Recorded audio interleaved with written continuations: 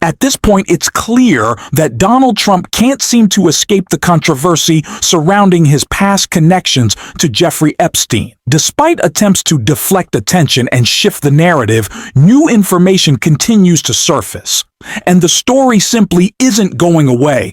Reports are now circulating about a potential agreement involving Ghislaine Maxwell, raising serious questions about transparency and accountability. And according to new leaks from within the facility where she's currently being held, that situation might be far more complicated than previously thought. These developments are causing major concern for the former president and his allies, and we're going to break it all down. But before we do, if you could take a quick moment to like this video, and if you enjoy our reporting, please consider subscribing. It really helps support the work we do here. Now let's start with what was most recently revealed about Maxwell's current situation and how it connects to the larger story. Something that Rachel Maddow discussed in detail right here. With a horrific crime like child sex abuse, no criminal should be given a reward for doing interviews about their crimes, right? It's instinctively repulsive to us as Americans. But of course, that is what Donald Trump's Justice Department appears to have just done in the case of Ghislaine Maxwell, who was convicted of crimes related to mass child sex abuse in the Jeffrey Epstein case.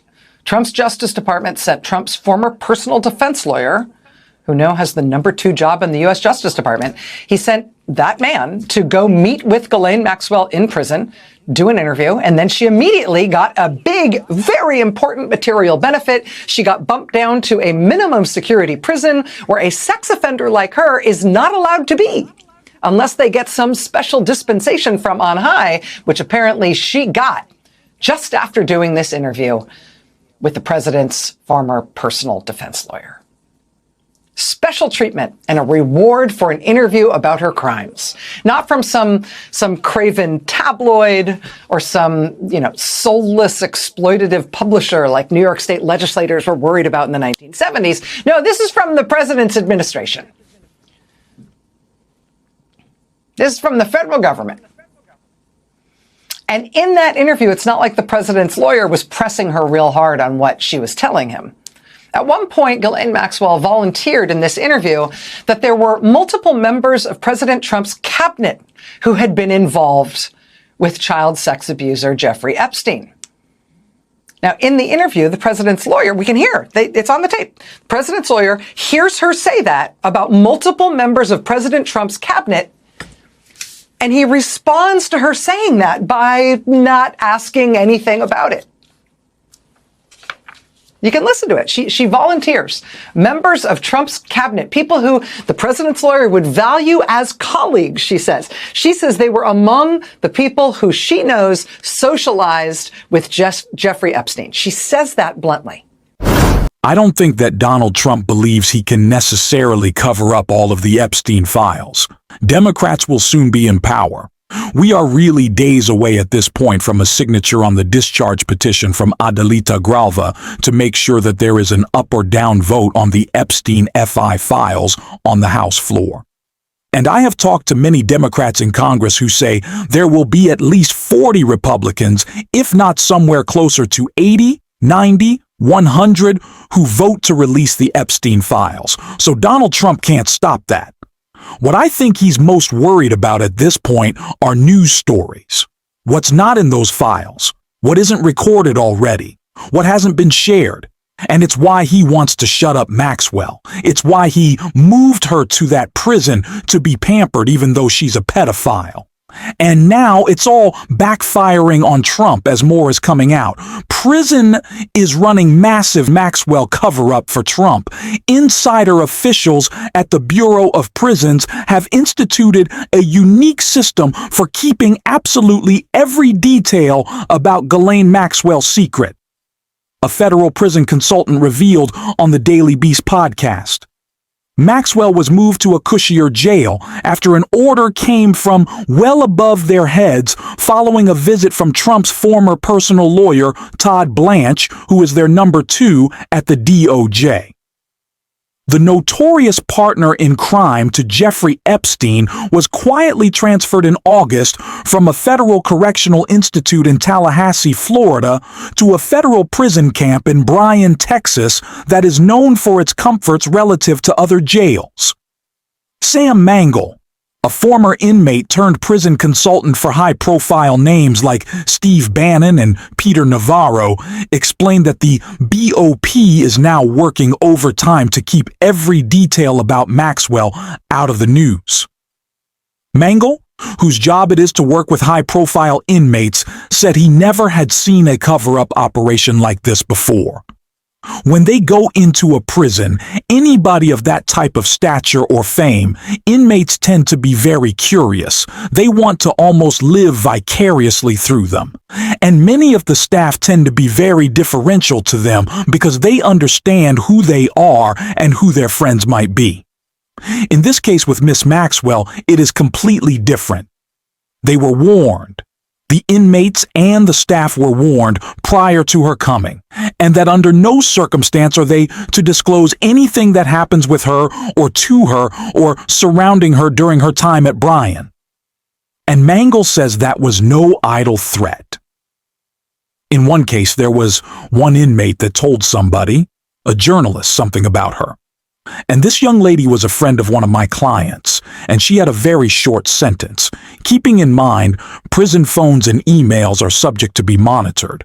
So you know for sure they have an AI system that is just looking for the name Maxwell. And as soon as this other inmate made the statement, she was whisked off that night to Houston Federal Detention Center, which is a maximum security facility. The sentiment is one of walking on ice.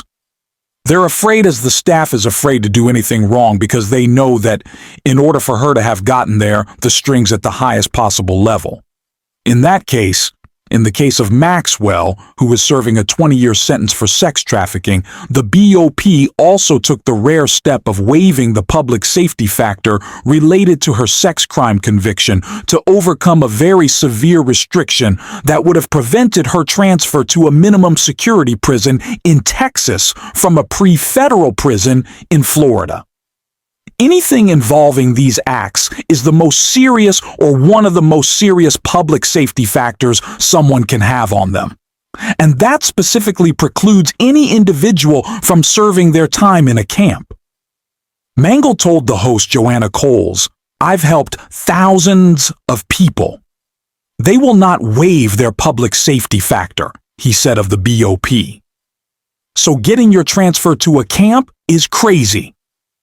Maxwell, 63, has been staying at a dorm-style facility closer to her family that houses other high-profile criminals, including Theranos founder Elizabeth Holmes and members of the Real Housewives. The transfer, of course, came after Maxwell sat down with Todd Blanche.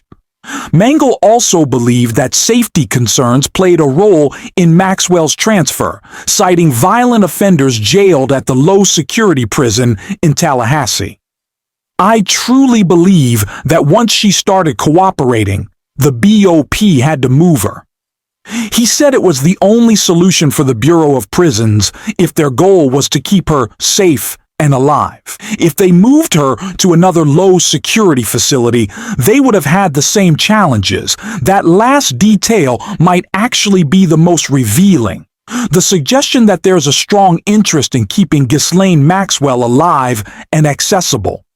It appears that this could be important for Donald Trump, who may want to rely on her testimony at some point in the future. But why would that be the case? Why would the former president need her to speak publicly again? Maxwell has already given interviews, and it's likely that Trump's legal team, including attorney Todd Blanche, knows exactly what was shared behind the scenes. So, could Donald Trump be looking to turn this into a more public spectacle? Something to control the narrative? It certainly seems that way, especially when you consider how he's treated other figures who have admitted guilt, like George Santos, whose sentence was recently commuted. And when Trump was directly asked about the possibility of a pardon for Ghislaine Maxwell, here's what he said. Mr. President, term today, Mr. President. Say it. The Supreme Court is back and Yeah. they rejected today an appeal by Ghislaine Maxwell to overturn her conviction. That means her only chance of getting out of prison is a pardon from you. Is that something you're... Who are we talking about? Ghislaine Maxwell. You know, I haven't heard the name in so long. I can say this, that I'd have to take a look at it. I would have to take a look. Did they reject that? She wanted to appeal her conviction. And what happened? They said that they were not going to hear her appeal. I see. Well, I'll take a look at it. I will speak to the DOJ. I wouldn't consider it or not consider it. I don't know anything about it. So, but I will speak to the DOJ. Why would she be a candidate for clemency, sir? I don't know. I mean, I'd have to speak to the DOJ. I'll look at it. I have a lot of people who have asked me for pardons. I call him Puff Daddy has asked me for a pardon. But she was convicted of child sex trafficking. Yeah, I mean, I'm going to have to take a look at it. I'd have to ask DOJ. I didn't know they rejected it. I didn't know she was even asking for it, frankly. Of course, Donald Trump once again appears to be opening the door to the idea of pardoning someone convicted of serious crimes. This has become a familiar pattern. He often seems to show leniency toward those with criminal backgrounds, surrounding himself with individuals who face serious allegations or convictions. And while some of his allies, like Kash Patel, have tried to defend those choices or downplay the behavior, there's really no way to justify it. So let me ask you, who are those cabinet members that Ghislaine Maxwell was referring to that were part of this cast of characters associated with Mr. Epstein? Who are they? The Deputy Attorney General took the aggressive step that no one else did and interviewed Miss Maxwell for 2 days, and we released the entirety of that transcript. Who are the cabinet members? I do not have that transcript in front of me. You're picking it piecemeal. The American public can read the entirety of that. One last question, because you clearly won't tell us the cabinet members associated with Mr. Epstein. Let me ask you one last question. And that is, right after she gives this testimony in front of an FBI agent, among others, she's transferred to a minimum security prison not suitable for a sex offender like herself. Who made that decision and why? The Bureau of Prisons.